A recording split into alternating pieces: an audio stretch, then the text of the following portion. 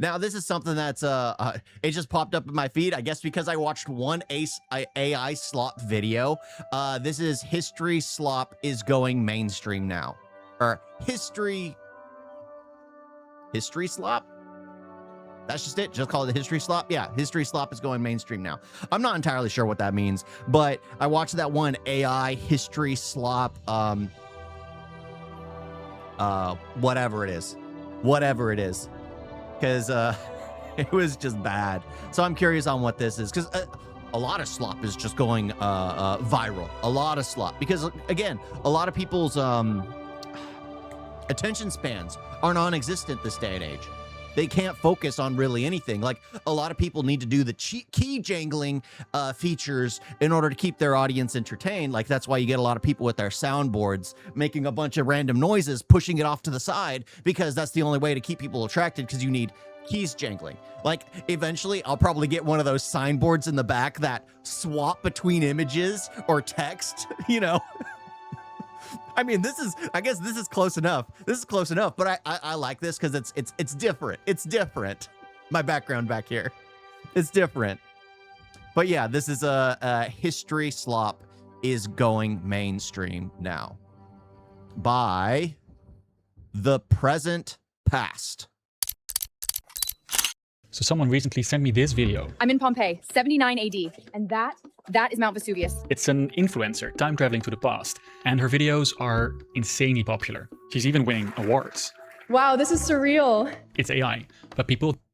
Of course, AI. Italy would be fabulous. I'm not a fan of AI, but this is beautiful. Of course. that normally hate AI say they love this. As a historian, it's painful to watch. It's full of errors, and it gives people the illusion they're getting real historical information. It has to come down if you've wildly misrepresented something, in my opinion. The Amstel definitely wasn't the Amsterdam highway to the world. In this video, I'll tell you why I think this kind of content is not just innocent entertainment. I'll fact check her videos, but first, let's start. Who is this Chloe? Well, again, a lot of people, they believe what they see. They believe what they see. So if someone shows them something, like let's say in an alternate timeline, a history documentary would be idiotically made where they change like a historical character who was predominantly known as, you know, being a paler skin. You know what? Let's take a shot in the dark and say like Cleopatra, like some alternative timeline where they turn Cleopatra black for some unknown reason. Like where they, wait a minute, no, that actually did happen. But the thing is, people are gonna believe that that is real.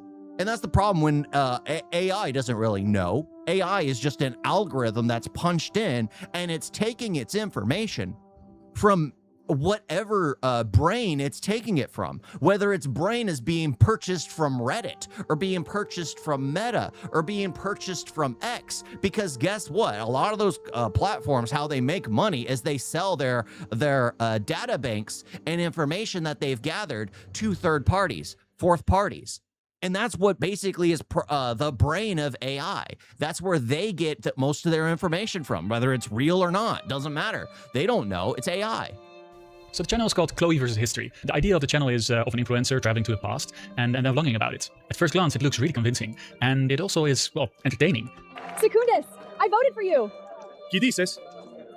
Now, even though some people in the comments are confused, this Chloe herself is not this girl who used AI to put herself in the history. Chloe is just another male fantasy AI doll. We know this because Sky News found the creator, a British guy named Jonathan, and he explains the moment he struck gold. I was pretty impressed with that look. So this was the birth of Chloe? Yes, this is where it all started. Now, Jonathan is not the first. AI history content has been around for some time. Most of them are quite easy to spot, unless you're a boomer on Facebook. But this seems different, not only because we're really close to a moment that we won't be able to distinguish what's real from what's AI, but also because Jonathan really seems to care about history. Yes, there are people out there that obviously don't care about history because there are mistakes left, right, and center. I'm trying to create something a bit more meaningful. I want to look at his content to see if he is also producing AI slop, or if it's actually good, grounded history content. I want to discuss 4 videos. The first criticism will be about details the AI can't get right, but then they just get worse and worse. Let's start with the Pompeii one. At the time of writing, this has over 7 million views. I'm in Pompeii, 79 AD, and that is Mount Vesuvius. I saw another creator that made some points about how accurate this all is. I double-checked some of these points and will tell them to you. So literally the first frame, we have loaves of bread. They look like French baguettes or something, and that's just not real. We actually know how the bread of Pompeii looked because everything got carbonized, right? So the bread that they actually found in Pompeii are these round loaves that have been scored into these wedges. Also directly in the background, you can see people in togas, but the people in togas, they would be senators, and senators are very rich, and they have people that will do their groceries for them. So you wouldn't find them just there at some stall getting some food for the family. All these people walking in the street, it doesn't make any sense. In this time, you'd have a lot of horses on the street, and horses are not potty trained, and these streets would be really, really dirty. So to pass these streets, we have these stepping stones that he actually used. These have been preserved and have been documented. Okay, so she's running on the streets away from the volcano with the volcanic rock falling towards the volcano. It didn't erupt like this. For hours and hours, the better part of the day, it was already raining volcanic ash. This also means that most of the people actually got out safely. It was actually blasts of heat that killed the people that were left in Pompeii. You get the picture. There's more stuff wrong with it, but I would suggest you check out the other creator that made a short about this. I've linked this in the description. Let's look at another one about the Black Death. You guys asked me to travel to London in 1348 during the freaking Black Death. Okay, so we're in the Black Death in medieval times, 1348 in London. Some important context for this video that Chloe doesn't explain is that London at this time was home to the biggest yearly wet t-shirt contest of Europe. Chloe has participated. It's the yearly wet t-shirt contest. I was looking at the background like everyone's So I wearing found a plague black. doctor, Okay. and honestly, he is giving very Halloween costume. How many patients are you seeing a day right now? As many as God sends me. This is a common mistake you'll find everywhere on the internet. The reasoning for these masks is that they thought bad air would carry disease. And to stop that, they had masks they would then completely fill with herbs and stuff. But they are not from the 1300s. The mask came from the 1600s in Italy. The plague didn't just hit Europe once and then die out. It was caused by this bacterium, Yersinia pestis, and it would come wave after wave. And then maybe decades later, plague would come back again. One from 541 to about 700s, the second one from the mid-1300s until far into the 1800s, and the third one in the 19th century, ending as late as 1950. Oh, and this red cross means plague is inside this house. The whole family, sealed in. Nobody allowed to leave, nobody allowed to enter. Okay, we see a red cross and some AI gibberish text. The cross is there to stop people from going inside, to letting people know that there's a plague here. It's a quarantine. I wasn't really sure if this was already in the 1300s, so I did some research, and yeah, not in 1300s. In 1660s, there's another plague epidemic in London, and this is where you find these plague crosses, but not 300 years earlier. So 2 videos, a lot of errors, a lot of simplification, but these were some of the first videos he made, and he's been called out in the comments that the content is not true. So maybe he changed his ways. At the time of writing, the latest video he posted was this one from 10,000 BC. Okay, so I don't even know where to start. I am standing in 10,000 BC right now. Now, 10,000 BC is a long time ago. It's prehistory. It's before written sources. I don't know much about prehistory. I know enough to see that a lot is going wrong here. To be sure, I asked my friend Stefan to give his perspective. Stefan, you might know him from his archaeology channel, where he uses academic sources to inform you about the past. Our Earth, before literally everything. Nobody has built anything. Nobody has broken anything. It's just perfect. Then why is there a fire in the background? Again, this kind of stuff is so aggravating. It's so aggravating. You know why that person, that bald man, that's literally me. Well, I should just grab my wife and have her be sitting here. She's more intellectual than me. She's more, well, informed in every aspect. She sounds better than I do. She's better to look at than I am. So I could easily do that, and people are more likely to watch. And that's the sad part. That's the sad part. It's like a lot of people want to see something nice. Let's be honest. A lot of people want to see something nice. And I know a lot of people are unhappy that I say this, but the main reason why a lot of female streamers do so well is primarily because, well, and the ones that normally are successful are the ones that look nice. I mean, how many obese streamers can people, female streamers especially, can people actually name? Normally, there's a few fat male streamers that are normally pretty well known because they're enjoyable, they're entertaining. When it comes to women, nobody wants to see that. Nobody wants to see that, not even women. Guys, however, guys have no problem.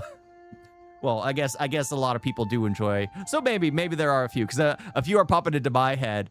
Well, I don't know their names, but a few of them that I've seen that have kind of been eating themselves to death, that kind of thing. But they're never entertaining. They're just pushing the fat acceptance movement until they can get an injection of Ozempic.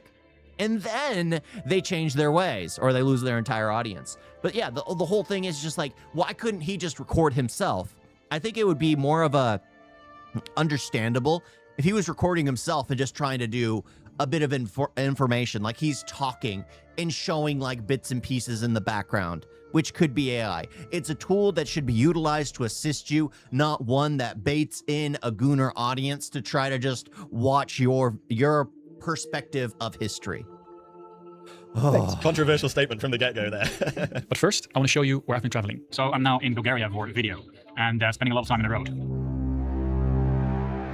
The sponsor for today is actually making that a lot easier. Over the years, I've done a number of sponsors, and I like them all. But there's only one that my girlfriend loves, and that is Manta Sleep. No, I'm not kidding you. Before this, I never really used sleep masks. I didn't think they really worked. Since I've been sponsored by them a few years ago, I've been taking them on every trip that we go on. Now, let's be honest, this doesn't look great. It kind of looks like you're wearing a bra on your face. But you're not wearing this mask for fashion. You're wearing it to sleep good. And for that, it really, really works. It's 100% dark when you have them on. It blocks out all the light. It's super comfortable. There's no pressure on your face. The C-shaped cups make sure they really work well for side sleepers. And there's also a ton of options. You have the classic, you have the pro, or even the sound sleep mask. So if you want to be rested on your trip or whenever you need it, go to the link in the description and use my code PRESENTPAST for 10% off your next purchase. And now, let's get back to the video. 10,000 BC, nothing has been built.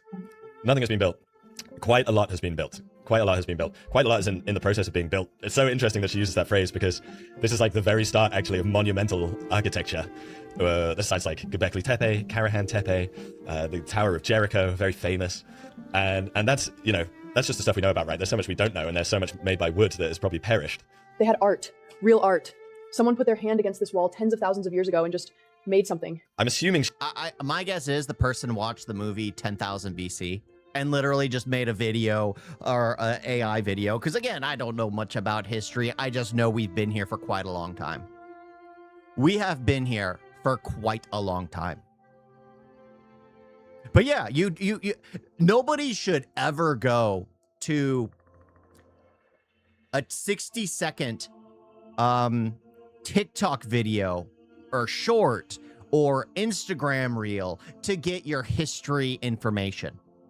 You really shouldn't, unless it's actually well, I don't know.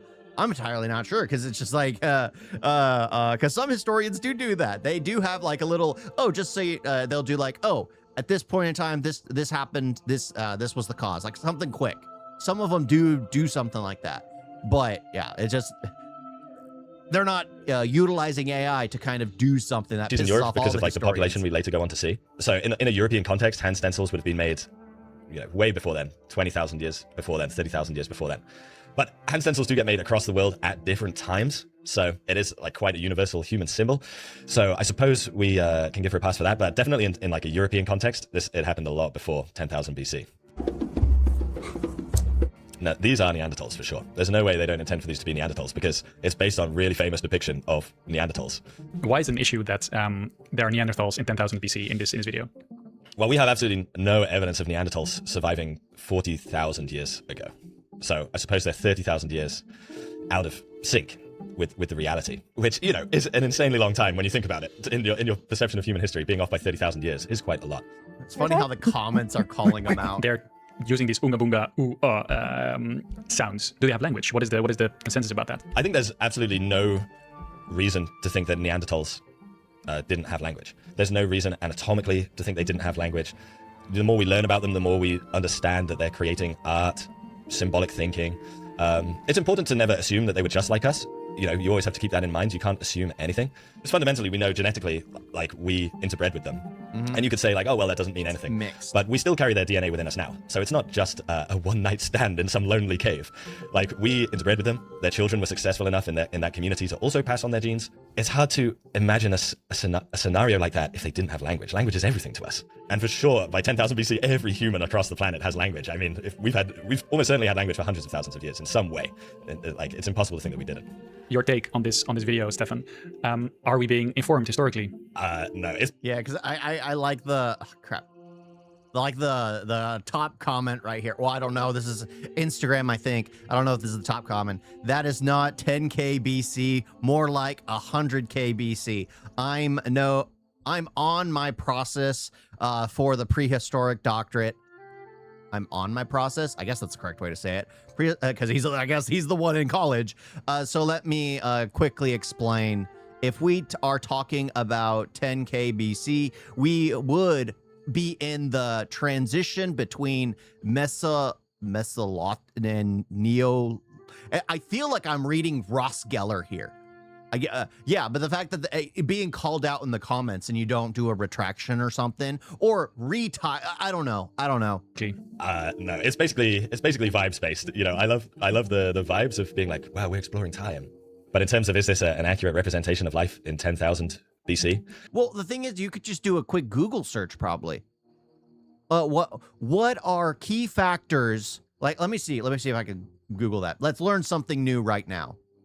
Let's learn something new right now. And I don't have a second keyboard, so I have to swap mine over. What are, I can't even spell, key factors? Factors of the 20 or 10,000 BC time period? Yeah, time period. Oh, I didn't spell factors correct. There we go. All right. I'm going to do an AI search, I guess. As the last ice age ended and the climate stabilized as early humans began transitioning from nomadic hunter-gatherer bands to the first settled agricultural communities, sparking a massive boom in the global human population. So already, I mean, you could do a Google search and it already has more information. They're leaving the hunter-gatherers behind and moving into the future. And that's in different places in the world. Okay. Climate shift and the Holocene. The retreat of massive ice sheets and a warmer, more stable climate allowed ecosystems to flourish and made previously icebound northern regions inhabitable. The dawn of agriculture. Humans began actively cultivating wild grains like wheat and barley and domesticating animals. This agricultural revolution occurred immediately in multiple regions, including the Fertile Crescent, China, Crescent? I don't know where that's at. China, Mesopotamia, and New Guinea. Transition and permanent settlements. With reliable food sources available, communities transitioned from temporary bush or mammoth bone shelters to permanent villages, laying the groundwork for the future. Technological advancements. Stone tools became more refined and specialized, such as flint blades or polished axes. I'm skipping that. I don't know how to read the first one. And early forms of clay pottery began to emerge in regions like Japan.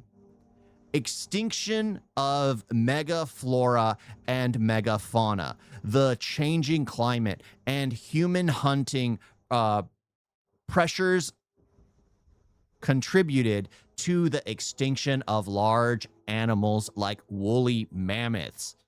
To dive deeper, yeah, it's just like you could do a cursory search and realize that, you know what? That isn't entirely accurate. It's just a slight change. It's a slight change. You could just do a simple simple search, and you could learn something a bit different. That was more information. I'm not gonna lie, than I ever knew about 10K BC. That's more information than I ever knew. But you know what? That's new information for me to have. And what's funny is that information was AI generated. That information was AI generated. But they were moving into more tribal-like communities, more setting down roots and not being nomadic.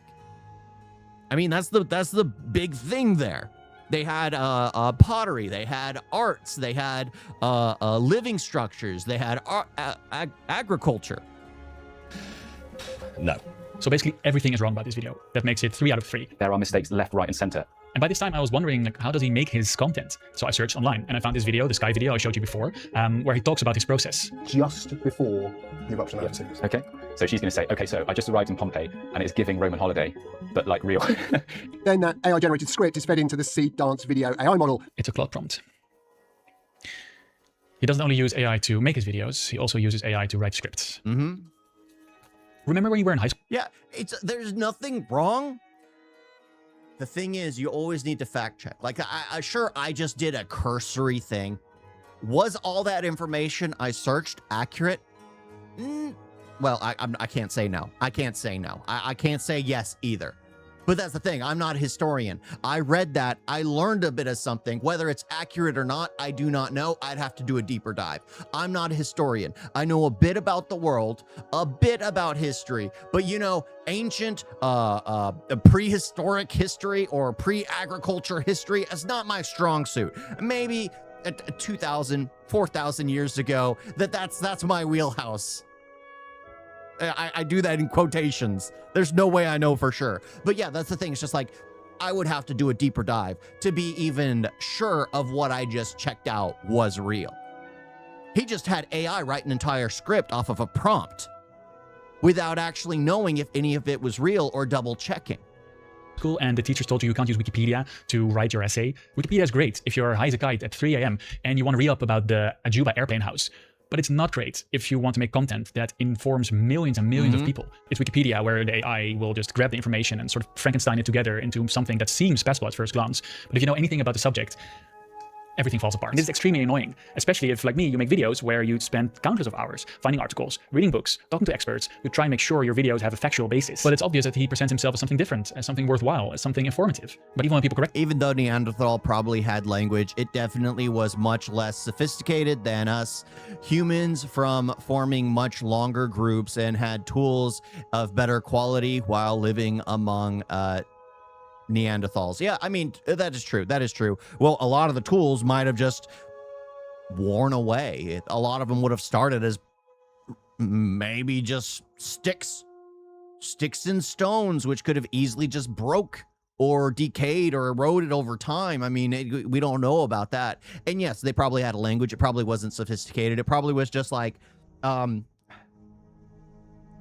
trying to think of the best kind of comparison, but I don't want to be too insulting, but at the same time, in some cases it doesn't work. Because I was thinking of like kids when they try to talk, but then again, kids in the modern age are exposed to more than those back in the day. You're really just like, what is it where they say like kids now are smarter than children were? Even the retards like myself that exist now are smarter than the geniuses of like the 1600s, the 1700s, because things that are known as common sense now, like the earth being round, the concept of gravity, you know, a lot of like common sense stuff, at least for some people, because you know, the earth, it might be flat for some people, but a lot of the common sense stuff, a lot of that stuff was revolutionary back in the day. So our common sense knowledge now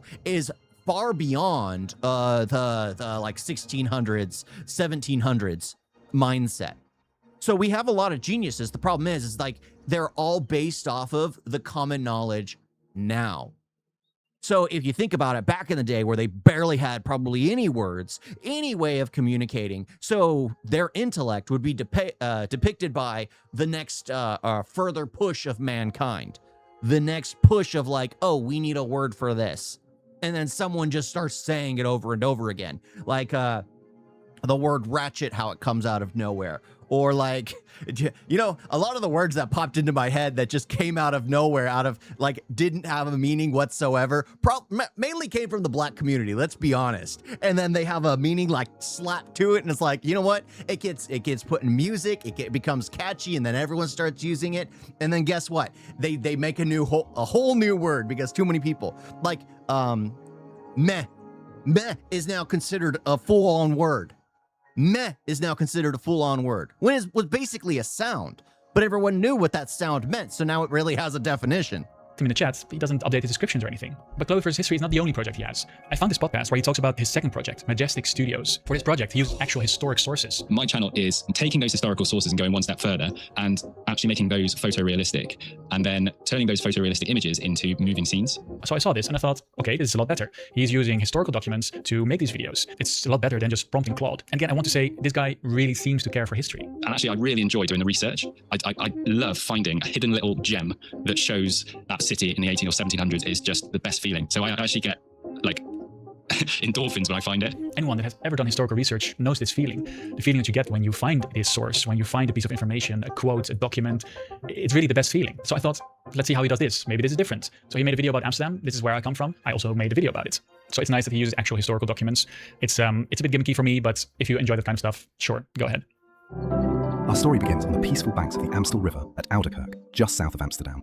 Centuries earlier, a dam was built here on the Amstel, giving birth to the city itself. So he makes it seem as if a dam was built at Ouderkerk. Ouderkerk, if you look on the map, is quite a bit removed to the south of Amsterdam, so not at Ouderkerk. The dam was built on the Amstel, right smack in the middle of what is now the center of the city. The Amstel was Amsterdam's highway to the world. Goods flowed down this river from inland regions, heading to the city's ports and then across the globe. The Amstel definitely wasn't Amsterdam's highway to the world. Let me show you a picture of actually the Amstel River. It kind of goes nowhere. The actual connection that Amsterdam had was to the Zuiderzee. And from there you have rivers that do go all the way to the rest of Europe. And you have the Zuiderzee itself. It's like he found a picture. So I think I know how he does his research. He finds a picture that's of a location, just some random location, finds the name for it, and then finds like a historical piece that's about a river passage or some kind of water passage. Those are the two prompts he puts in, and then he blends them together for the video. So that way people think that the drawing is based off of what he's talking about when they are completely two separate subjects. That we used, so not the Amstel. The church tower in the distance is Ouderkerk, where many wealthy Amsterdam merchants chose to be buried. No, church tower in the distance is definitely not Ouderkerk. What's happening here is that you have a town called Ouderkerk, which means old church, but he's talking about Oudekerk, the old church. This is a church that you find in the center of Amsterdam, and this is the place where rich people would be buried. So it's completely different. This tranquil scene would soon transform as Amsterdam exploded in size and wealth, the peaceful riverbanks giving way to fortifications, warehouses, and relentless urban expansion. Yeah, so the riverbank at Ouderkerk, still very far away from Amsterdam. Basically, nothing happened here, what he describes. There were no warehouses here. There were no fortifications here. That all happened closer to the actual city, like a lot closer. Until far in the 1800s, the city didn't reach further than the city expansion that they made in the 1600s. And even now, between Amsterdam and Ouderkerk, there's just a lot of greenery and nice houses next to the river. Notice the windmills dotting the ramparts. These weren't grinding grain, they were pumping water. So I didn't know this windmill, but I do know that windmills on ramparts definitely were used to grind grain. So I searched for it. And you can find it here on the Rijksmuseum site. It's called the Westerbeer. Now, because people care about history and people are amazing, there's a windmill database. And on this database, we can actually find this windmill. And it's fun. The windmill database. Oh my gosh. Oh my gosh. There's something out there for everyone. There's something out there for everyone. Is a korenmolen, or literally a grain mill. I mean, if you look at maps of the city expansion, you can find windmills along the ramparts. They did this because Dutch people are entrepreneurs and they want to make money. Now, Amsterdam did have a very intricate network of sluices and windmills. Just, yeah, this wasn't it. This is not a gate in Amsterdam. This is an Amsterdam gate in Haarlem, a different town. Often these gates would be called after the way that the road would lead you. So from Haarlem to Amsterdam, you would pass through the Amsterdam gate. Also, if you know anything about historical building sites, this is obviously not a 1600s building. And I see here it's from 1355. These two imposing blockhouses guarded the southern approach to Amsterdam along the Amstel. Built as defensive structures in 1651, they protected the city's wealth from Spanish armies, rival Dutch cities, and English naval forces. Right, so I've lived in the city for over 30 years, but I've never seen these. Concerning the Spanish, in 1648, there was peace, and no one wanted war again. The Dutch were part of the United Provinces, so there's nothing worse. There's nothing worse than literally having someone who lives in the area where you're making a video on. There is nothing worse than it. Because no matter what, it'll never be accurate. It'll never be accurate. Even if you're trying to be complimentary, it'll never be accurate enough. Love how videos of the past have calm and relaxing videos when you probably would have been drafted for war for local lord at 16. Yeah, exactly. It's also like, oh, nothing was happening. Sure, each duke and each baron, they were probably invading their neighbor's territory for a land grab. Pretty sure they were just trying to, because that was very commonplace. They'd conscript their taxpayers, and then they'd try to take over. That's very commonplace. It was very commonplace for them to go at each other because they wanted more land. So they took it from their neighbor. Because again, the squabbles that nations are having now, it's not inherent to well, nations. Like, you can always go to, like, nations are trying to take land from other nations or are trying to belittle other nations. You go back in time, they're doing the same exact thing. You go to states, they're doing the same exact thing. You go back to, like, baronies, you go back to dukes, duchesses, whatever, and they're trying to go to war with one another or take each other's property or try to prove who's more important. Even back in the day, it's like our inherent humanity, where we've just always wanted to prove that we're better, and the ones in charge always want more. They always want more. It's a failing in humanity. It's a failing in humanity. Those that have want more, and those that do not have want to take. I mean, heck, even back in the day, you had the same kind of petty crime of a neighbor seeking like their neighbor's spouse, or seeking like their neighbor's pigs or goats. Something as simple as that. We were dealing with that back in the day. We still have that today. The more things change, the more they stay the same. It wasn't fighting like in between the cities. The First Anglo-Dutch War would break out just a year later. These blockhouses were the city's response, serving both as military defense and customs posts. They built these fortifications for a war that hadn't happened yet. The Dutch and English were even talking about a potential alliance at this exact moment. Still, why did I not know about these? Well, they were torn down 3 years later, in 1654. Here's a print in the Rijksmuseum, and it shows you why it is built after a coup attempt in 1651. So this has nothing to do with English, with rival cities, or even Spanish armies. So this is the first 5 minutes of the video. I think you can catch the drift. Jonathan obviously doesn't know a first thing about the history of Amsterdam. And why would he? If you make a video like this, you do research. Now, the rest is basically a Wikipedia summary of the Dutch East India Company and stuff about the Dutch Republic. It's not as bad as the first 5 minutes, but what is ironic to me is that Jonathan is talking about trust. My reasoning behind this is that it's all a matter of trust. It's coming from something. You're not asking AI to imagine something from a text prompt, and you're just trusting what it spits out. The trust comes from historical sources. So that is an artistic impression. So you have to trust whatever the artist was doing at the time. He's looking at, or she is looking at the city. You have to trust that's what they can see. He's talking about trusting these historical documents.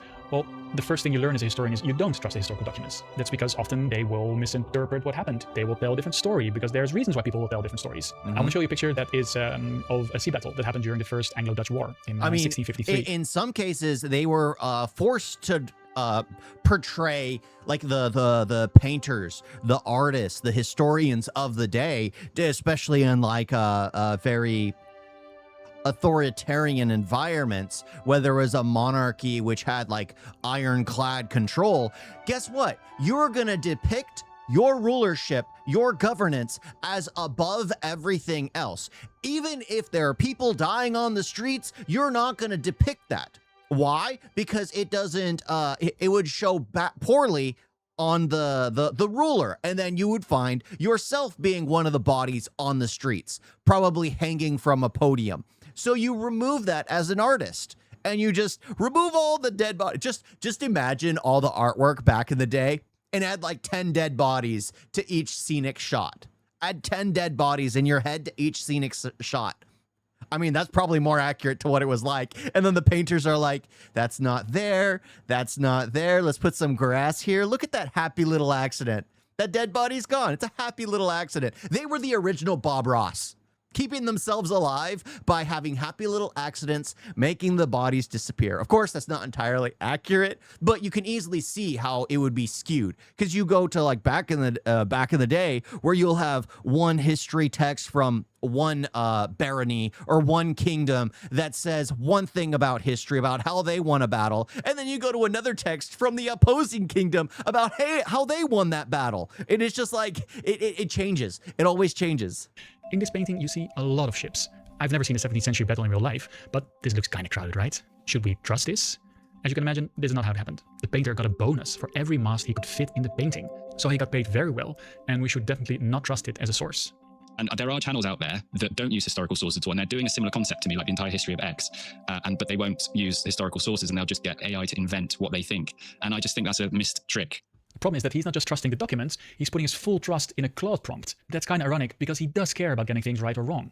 A powerful tool, but Jonathan is still the creative director. I've had to edit this one as well because she's holding 2 forks. Oh, yeah. And you wouldn't, because your focus is on her face. But he seems more busy with making sure the AI doesn't show two forks than actually showing what happened in the past. What's frustrating is that correcting misinformation takes so much more time than it is to produce it. By the time that I had finished doing my research, writing the script, he had made 5 more videos. And judging by the comments, I don't think people have the knowledge, the time, or the tools to find out what's real and what isn't real. A lot of people in the comments are saying this is really good, historical, accurate information. And that just makes me really sad. If I have some wildly inaccurate thing in the video, I have to take it down. I can't live with it being up on the internet. I also create artwork for my videos with an artist. We'll get so particular on it, even to the point, forgive the pun, if like a spear is not historically accurate, and it's a little detail that maybe no one notices, or very, very few people notice. But like, if you're going to portray a particular point in history, you might as well portray it as accurately as possible, especially in the world of AI when you have like infinite goes, right? You have an infinite attempt to make it correct. AI is a tool, and it doesn't have to be the enemy of history. Most of the information about history... See, I like how even though he sees AI as being a problem, it's a tool. It is absolutely a tool. I would prefer him like literally doing like, what would have been better? I don't want to critique his video because he's doing good here, but where he is like, you know what? Let me show you a depiction of what it seems like a true accurate representation of 10,000 BC would look like. And then he does a quick AI prompt for it, gets a simple image search or whatever, or well, he probably doesn't pay for the video. He'd probably pay for it could be able to get an image, and he could just have that image made, and then he could be like, this is primarily accurate. This right here is not. This right here is not due to the... But you would have to be very particular. You would have to be very particular, especially when it comes to history. And we're very visual people. We are very visual people. We get from archives. Archives sit on mountains of information, and most of it historians haven't seen. It's just too much. But my local archive is using AI to decipher handwritten texts from centuries ago. So that means that soon you'll be able to just, as a Google search, go through the archive. That's amazing. But actually, this image generation scares me, because it is already quite hard to find out what actually happened in the past. And I think with these models, we're slowly going to get to a point where AI is going to make video that is just indistinguishable from reality. So future historians, looking back at our time, trying to figure out what video is real and what isn't, are going to be cooked. But what's even worse is that generative AI will also corrupt the past. But there's already a flood of AI-generated images about the Holocaust that scammers are posting on Facebook to make money. And these images are supplanting the real stories of what people went through. So I want to ask Jonathan, if you ever see this, please don't rely on Claude to make your prompts. You seem to care about history. You're entertaining people. But you're also spreading so much misinformation that people are walking away from these videos less informed about what really happened in the past. I also talk to academics, and I know there's a lot of people out there who really truly care for history, and I'm sure would want to help you make these videos historically accurate. If you do want to watch these videos for entertainment, sure, go ahead. A lot of people seem to enjoy them. Just don't expect them to be a credible source to know anything about the past. If you do want to know about Amsterdam and the history of this amazing city, I made a video talking about how we built Amsterdam, and it's all based on academic sources. So I guess I'll see you there. I like that. I like that because again, he's not hating AI, but because he understands like the future's here. The future's here, but we got to call it out before it becomes problematic. Because it's close to becoming problematic. It's close to becoming problematic. Animation takes a lot of time, even with AI. Why would you even ruin it with bad research? What if he is just loading his work off to a third worker, explains the lack of care, in my opinion? Well, the thing is, he's not doing much work. The voice is AI. The script is AI. The video is AI. Like everything he's doing is AI. He's just rendering it out. He has enough RAM. He has enough. He has a big enough GPU. He has enough. He'd be able to pump those out pretty quickly. He could do one a day. He just doesn't have to care about the quality or what actually goes into it. Oh, she's carrying 2 forks at this point in time. Let's not look at the actual overarching video and see if anything's misleading, or put a disclaimer at the beginning going like, I'm trying to, like, just a simple video. Like you watch Pip Ziti and he always got a disclaimer at the beginning. Like he could put a disclaimer at the beginning. It's just like, I'm a fan of history. I'm not a historian. A lot of what these videos are for fun, to get a feeling for what it might have been like. And honestly, that would appease a lot of historians. Even though most people won't stop and read that quick disclaimer, because this day and age can't read. A lot of historians would read it immediately and be like, well, he is warning people. He is warning people. Only the retards would follow it, would continue. Only the retards would believe it as 100%. I'm not gonna lie, I'd probably be one of those retards. I'd probably be one of those retards. Always, always, every time. Believing everything, 100%. 100%. You guys got a video? All right.